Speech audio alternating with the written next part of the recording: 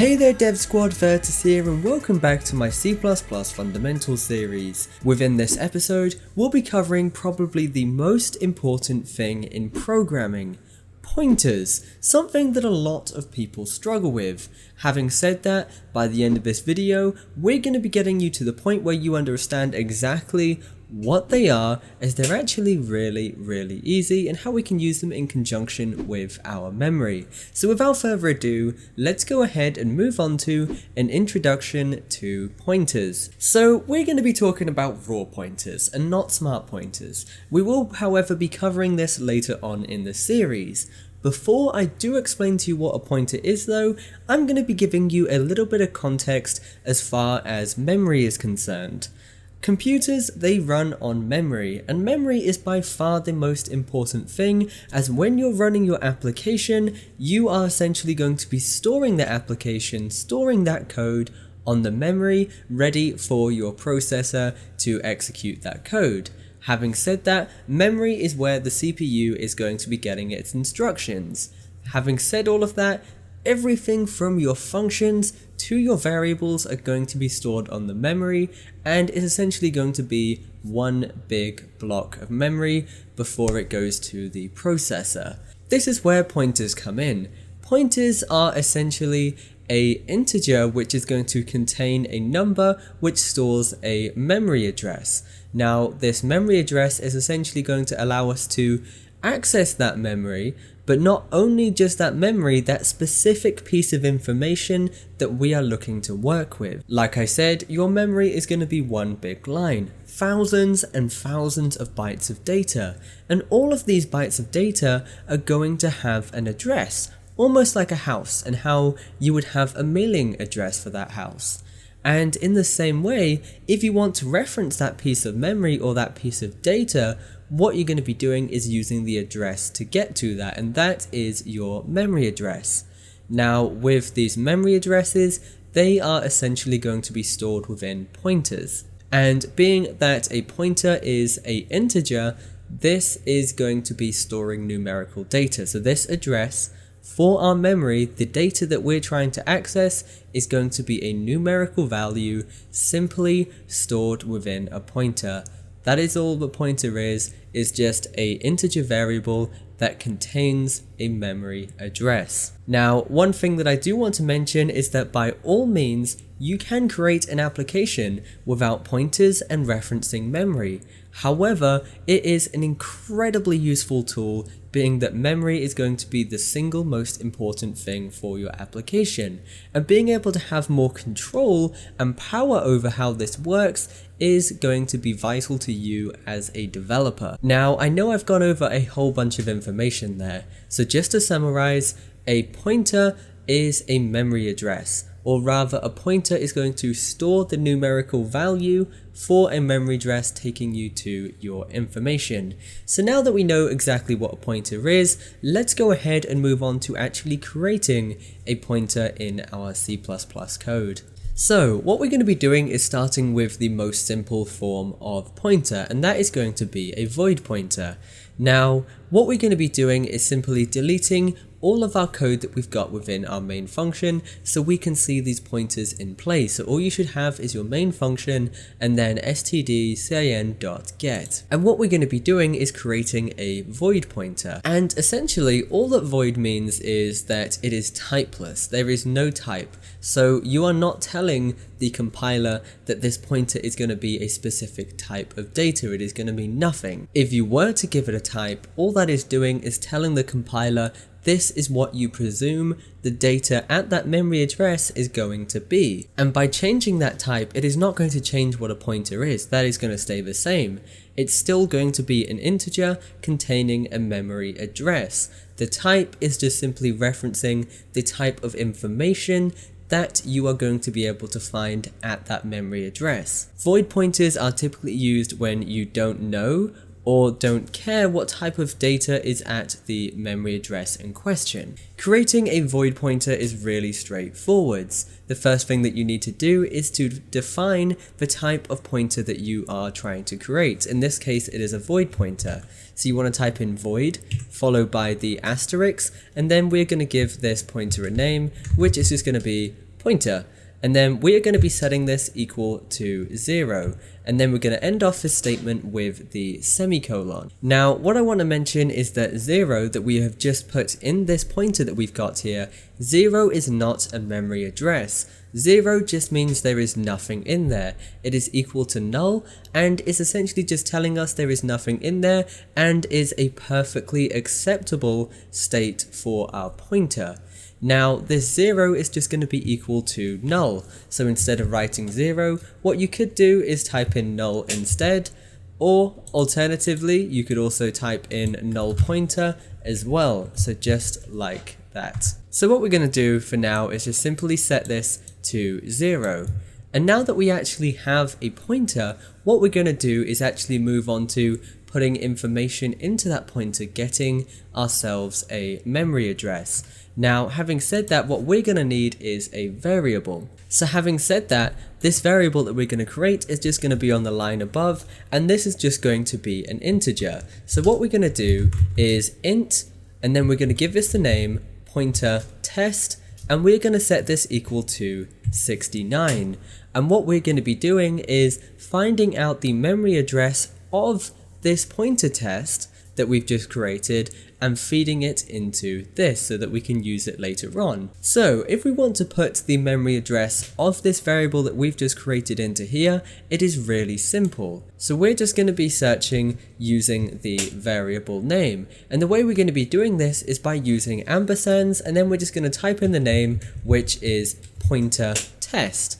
And what this is going to do is then store the memory address for pointer test. So what we're going to do now is add a breakpoint so we can actually expose the memory address that we've got here and see exactly what data is being stored at the memory address. And we're going to be doing this by using the pointer. So having said that, what we're going to do is change our number here to something that's going to be really easy to see in our data, which is just going to be 6. And then once we've done this, after we have set our pointer equal to the memory address for pointer test, we are going to add a breakpoint, and then we're going to run this through the local Windows debugger.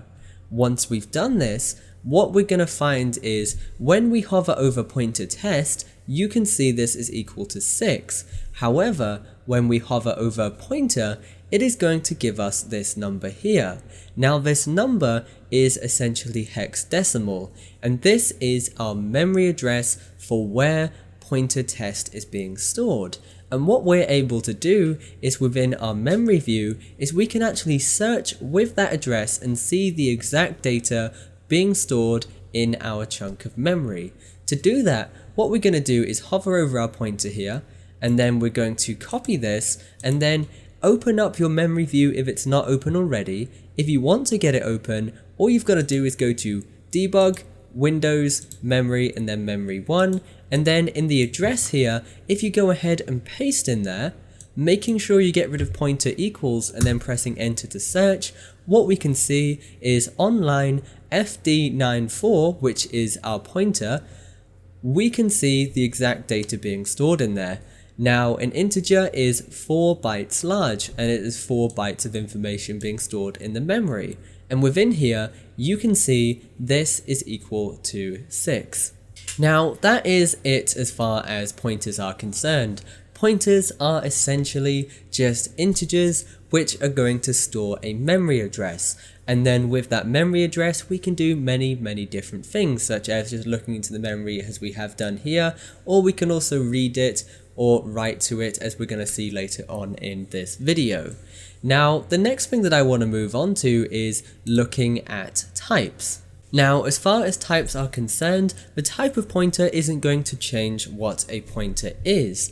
If we were to go ahead and change this from a void pointer to an int pointer, the value and the way this pointer is going to work is going to stay exactly the same. So go ahead and hit debug.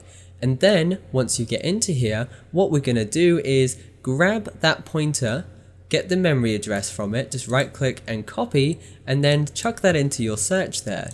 And what you're going to notice is that the value is still going to be 6, providing you type it in correctly, as I have done here. So having said that, type is not going to change the way the pointer is going to work. The type is just useful for manipulating the memory. So if the pointer is a double, it will know to allocate double the amount of memory. We'll take a proper look at this in the series, but for now, what we're going to do is actually move on to how we can access that data, reading and writing to it using that memory address within a pointer. So, like I said, now we know how to create a pointer, let's show you how to access that memory to read or write to it by doing something called dereferencing. And this is where we need to utilize types. So what we're going to do is move on to showing you how these types work. So what we're going to do for the purpose of this is we are actually going to set our pointer back to a void pointer. And then what we're going to do is try and change the value of this pointer. And what we'll find is we're going to run into some errors because the compiler does not know how to do this correctly because it doesn't know what type of memory is expected. So let me show you exactly what I'm talking about. So what we're going to do is simply type in asterisk and then pointer, and we are going to set this equal to 10. And then we're going to end off this statement with the semicolon.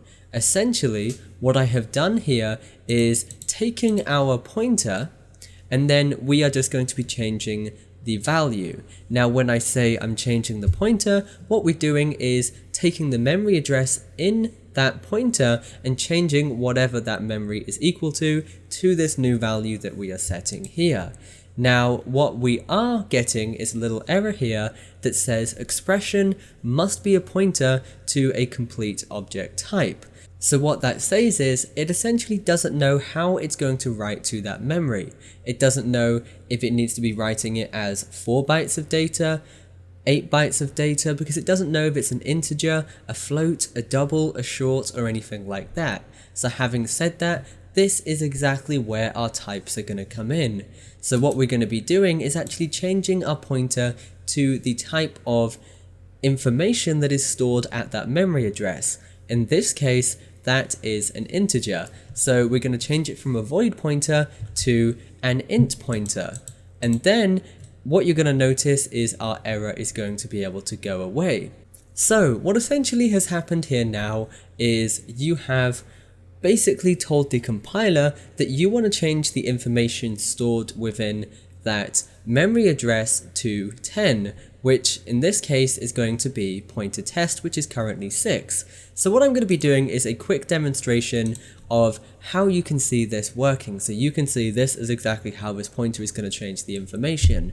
So what I'm going to be doing is on this line here, just before we change our memory address stored in this pointer to 10, we are going to do std : cout, and we're simply going to feed in the pointer test variable. And then we're just going to end off this line nice and nicely, just like that. And then we're going to end off that statement. Once we've done this, we are then going to copy this line that we've just written and then paste it in after we have set that pointer equal to 10. So if I go ahead and hit debug, you are going to see that this variable that we're referencing is going to change, even though you are doing it through the pointer, because it is referencing the memory stored within that pointer, which is a variable.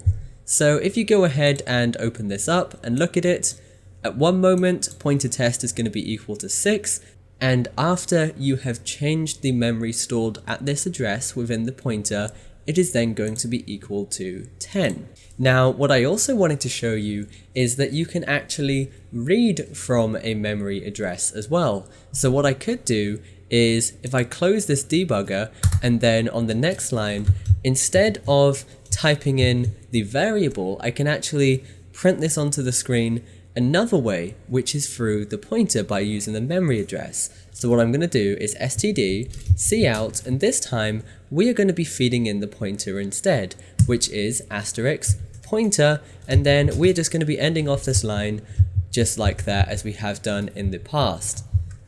And then end off that with a semicolon to end off this statement. And then hit debug, and what you're going to notice is it's still going to be able to get that information, which is 10, which is what we have set it to.